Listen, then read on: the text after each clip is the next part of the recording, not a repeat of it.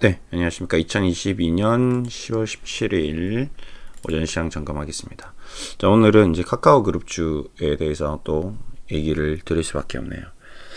정말 이 카카오뱅크, 카카오페이, 카카오게임즈가 지난주 금요일 급 반등이 나와서 이제 좀 한시름 놓나 했는데, 또 초유의 사태가 나왔습니다. 온 국민이 다 쓰기 때문에 모르는 분이 없을 정도로 다들 이 상황에 대해서 인식이 되어 있을 것입니다. 하지만 그게 이제 어떻게 진행될지, 앞으로 어떤 점을 또 주요하게 봐야 될지, 어떤 점을 점검해야 될지에 대해서 최종적으로 체크를 하고 한번 가보도록 하겠습니다. 윤석열 대통령이 카카오 그룹에 대해서 코멘트를 할 정도로 상황이 굉장히 확대된 그런 상황이다 보니까 우리도 좀 더 디테일하게 체크를 하도록 하겠습니다. 네, 오늘 아침에 이제 속보가 나왔네요. 이제 출근길에 카카오 독과점 논란에 대해서 국가에서 필요한 대응을 해야 된다라고 윤 대통령이 코멘터리를 했습니다. 저는 기업의 자율과 창의를 존중하는 시장 경제 사고를 갖고 있다면서도 그것은 시장 자체가 공정한 경제 시스템에 의해 자원과 소득이 합리적 배분이 된다는 것을 전제로 하는 것이다. 그런 문제는 공정거래위원회에서 검토하고 있는 것을 알고 있다. 지금 이 문제는 어떤 이제 공정거래위원회에서 체크할 사안이다라고 일단은 한 발 물러선 내용인데, 어쨌든 뭐 카카오가 좀 거의 뭐 독점인 상태인 건 맞죠. 예. 근데 이게 라인이라는 똑같은 커뮤니티 뭐 우리 톡 있지만 일본 같은 경우는 또 라인을 쓰고 카카오톡을 안 쓰거든요. 그렇죠? 우리가 둘 중에 하나를 선택하는 거지, 이게 선택할 수 없는 상황에서 독점이 되는 건 아니기 때문에 자유경제라고 봐야 될 것 같습니다. 대한항공과 아시아나항공이 있는데 대한항공, 아시아나항공이 합병을 해버리면 이젠 독점이거든요. 그렇죠? 해외 노선에 대해서는. 근데 문제는 대한항공과 아시아나항공이 합병을 하더라도 미국 갈 때 미국 비행기가 있고 홍콩 갈 때 홍콩 비행기가 있고 각국의 비행기가 있기 때문에 그건 또 독점이 아닐 수도 있지만 그래도 그 편수의 차이는 분명히 있을 겁니다. 그런 식으로 공정거래위원회에서 심사를 하듯이 카카오와 네이버에 대해서도 충분한 심사가 이루어지면 이 문제는 좀 어느 정도 해소될 거다. 어쨌든 대통령이 출근길에 이런 코멘트를 했다는 자체가 굉장히 우리나라 국민들에게 큰 충격을 좀 준 사실임은 틀림이 없다라고 봐야 될 것 같습니다. 자, 그래서 이제 어제 사태로 어느 정도의 문제가 됐느냐라고 봤을 때 약 150억 정도의 어떤 손실이 좀 발생한 거 아닌가라는 얘기가 좀 나오고 있습니다.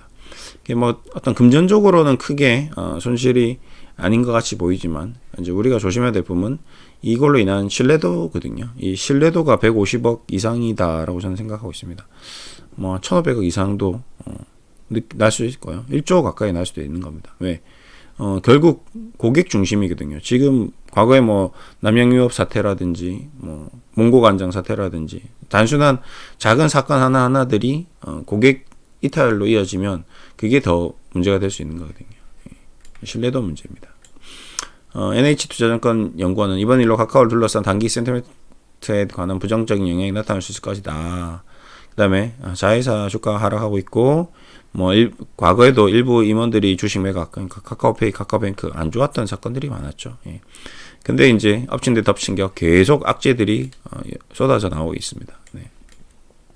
그래서 전체적으로 실적에 대해서는 4분기에 뭐 반영되겠지만 단순히 숫자적으로 지금 당장은 크지는 않다. 앞으로가 이제 좀 걱정된다. 이렇게 보시면 될 것 같습니다. 그리고 이제 SK CNC의 어떤 1차 책임도 있다. 예. 그렇죠. 좀 봤을 때는 SK가 관리를 못해서 데이터 센터가 불이 났는데 화살은 카카오에게 모두 집중되어 있는 그런 모습입니다. 다만 이제 관리 책임이 SK CNC에 있기 때문에 카카오가 피해 보상을 그쪽으로 청구할 수 있는 거죠. 변호사 제도가 있으니까요. 왜 우리가 다 모든 피해를 떠안아야 되냐? SK CNC 너가 분류 안 냈으면 우리는 이런 사태가 없었을 거다. 그러니까 기업 소송이 들어갈 가능성이 높겠죠. 예. 그렇게 될 가능성이 높을 것 같습니다. 자, 제일 문제는 이 부분입니다. 제가 봤을 때는 다른 게 아니고요. 이 모든 일로 인해서 이용자가 떠나냐 이게 문제거든요. 카카오톡, 카카오페이, 카카오뱅크, 카카오티 지금 1900만 명, 3800만 명, 4600만 명 온 국민이 지금 다 쓰고 있는데 이번 사태로 그러면 우리는 이제 라인으로 옮기는 건가요? 예. 그게 이제 좀 우려되는 바이죠. 카카오페이 이제 안 쓰는 건가요? 네이버 페이 쓰나요? 카카오뱅크 안 쓰나요? 이런 것들이 문제가 될 수 있는데 어쨌든 이제부터가 중요할 것 같습니다. 이 사태로 인해서 얼마나 카카오에서 낮은 자세로 국민들에게 사죄를 하고 어떤 빨리 심리적으로 안정을 취할 수 있는 모든 수단과 방법을 다 동원해서 우리에게 어떤 그런 심리적인 안정감을 우리가 느끼기에 너네들이 잘못한 것에 대해서 충분히 공감할 수 있을 정도로 우리가 용서해 줄 수 있을 정도로 굉장히 기분 좋게 만들어주는 그 작업이 굉장히 중요하다. 예. 계속 그 대표나 어떤 임원진에서는 사죄의 말을 보내고 메시지를 보내고 이렇게 해야 됩니다. 근데 여기서 이상한 소리를 하고 뭐 우리 국민들이 공감할 수 없는 이해할 수 없는 그런 언행들이 나오면 이제 또 기자들한테 엄청난 욕을 먹겠죠. 자, 그리고 이제 주식 쪽으로 넘어갔을 때는 이번 사태로 인해서 주가가 빠진 부분이 좀 과도한 부분이 있습니다. 이미 이 아이가 이 지경이 되기 전에 이미 주가는 다 빠져 있는 상태인데도 오늘 폭락이 나왔다는 거는 저는 일단 엄청난 이 공매도와 어떤 신용 반대 매도, 일단 주식적으로 현재 상황이 워낙 좋지 않다. 라고 저는 생각합니다. 이번 일로도 뭐 한 3%, 4%, 5% 빠질 수 있는 일인데도 불구하고 7, 8% 거의 10% VI가 걸릴 정도로 급락을 했다는 것은 그 전에 미리 이 공매도 세력들이 깔아놓은 이 엄청난 공매도 잔량이 엄청난 영향을 미쳤다. 한 부분을 또 차지했다. 기술적 반등이 나왔는데도 계속 공매도를 치는 이 공매도 100만주 기술적 반등이 아니었죠. 예. 카카오뱅크, 카카오페이 17%, 20%. 그러니까 끊임없이 이 공매도 세력들은 카카오 그룹주를 공격하고 있다. 라는 부분이 카카오 게임즈 마찬가지죠. 예. 주가를 꺾누르고 있는 가장 첫 번째 이유다라고 저는 생각하고 있습니다. 그 무엇도 이 공매도의 힘을 이기지 못하는 현재 안타까운 현실이다라고 저는 보고 있습니다. 나중에 좀 이따 차트랑 좀 더 볼게요. 그래서 지금 현재 주가는 그래도 다행스러운 거는 아침에 시초가 대비해서는 조금 반등이 나오고 있습니다. 그렇죠? 완전히 폭락 수준 10% 가까이 폭락을 하다가 카카오도 꼬리를 달고 전 저점이 좀 회복되고 시가 가까이 돌아오고 있습니다. 그렇죠? 데이터 센터도 회복되었고, 근데 역시 오늘 공매도가 엄청 나왔을 것 같습니다. 문제는 오늘 공매도가 또 앞으로의 주가에 영향을 미치고 발목을 잡을 가능성이 높다. 카카오뱅크 8.8% 거의 9% 가까이 빠졌다가 좀 돌아왔고요. 카카오페이 10% 가까이 빠졌었죠. 32,000원대까지 지금 33,000원, 1,000원 정도 반등이 나왔네요. 그렇죠? 이제 카카오 게임즈는 이제 플러스 나고 전반적으로 이제 조금 진정을 한 것 같습니다. 네이버는 크게 조정을 안 받았습니다. 네이버는 뭐 라인도 사용을 안 했고 실질적으로 우리 실생활에 그렇게 밀접하게 영향도 없었고, 그나마 네이버는 좀 서버가 좀 다양하게 빨리 복구할 수 있게끔 시스템적으로 안정이 되어 있던 것 같습니다. 카카오 그룹은 어쩔 수 없이 이번 사태를 통해서 이제 서버를 굉장히 좀 분산시킬 가능성이 높겠죠. 근데 문제는 카카오가 서버를 분산하는 게 아니고 SK나 다른 쪽 데이터의 문제이기 때문에 그쪽에서 뭔가 조치를 또 취해야 될 부분도 있는 것 같습니다. 그리고 뭐 SK 하이닉스나 삼성 쪽에서 뭐 서버 쪽 관련돼서 또 추가적인 어떤 투자가 좀 더 이루어질 것 같고, 그다음에 관련돼서 오늘 보면 데이터 관련주, 뭐 에비스테크 데이터 솔루션 이런 이제 앞으로 이쪽 투자가 더 강하게 좀 나올 수 있겠죠. 예, 오픈 베이스. 결국 빅데이터 싸움인 것 같거든요. 예, 앞으로 더 많은 빅데이터가 필요할 것 같다. 서버 여분도 좀 필요할 것 같고요. 네, 다양한 어떤 사회의 변화 이런 걸 경험을 통해서 또 더 안전하게 갈 것 같습니다. 네. 차트를 보더라도 지금 카카오 그룹주는 이미 보시다시피 뭐 이제 뭐 말하면 지겹죠. 이제 70% 72%, 카카오뱅크 82%, 카카오페이 이제 86%입니다. 1년도 안 된 기업이 주가가 11월인데 이제 만 1년이 되겠네요. 근데 주가가 고점 대비 86%다. 뭐 상장 자체가 잘못된 거죠. 그렇죠? 이거는 뭐 상장시킨 원재가 가장 크다. 그렇게 좀 봐야 될 것 같고요. 이제 앞으로 좀 진정되고 회복될 때까지 시간이 좀 더 오래 걸릴 수밖에 없는 그런 구조로 가는 것 같습니다. 마지막으로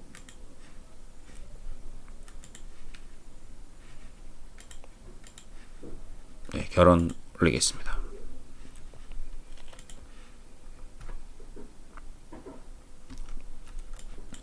우선은 제가 봤을 때는 지금 가장 중요한 거는 이제 앞으로의 대응 자세입니다. 카카오 그룹이 여기서 이 그들의 잘못, 본인의 잘못에 대해서 우리나라 국민들이 충분히 이해해 줄 수 있는 정도의 수준으로 매우 낮은 자세로 대응을 해 나가는 그런 모습을 보여야지 뻣뻣한 자세가 나온다거나 뭔가 아무런 대응이 없다거나 아무런 잘못에 대한 뉘우침이 없다 이러면 국민들이 극대노 분노할 수 있는 정도의 수준으로 사건이 확대될 수 있기 때문에 경영진들은 빠르게 위기 대응 자세를 보여야 된다. 그 부분이 가장 저는 좀 중요하겠다 생각하고요. 그 다음에 고객 이탈에 대한 추이를 좀 체크해야 됩니다. 아까도 얘기했지만 이 사태로 인해서 분명히 이미 고객이 이탈했을 거고요.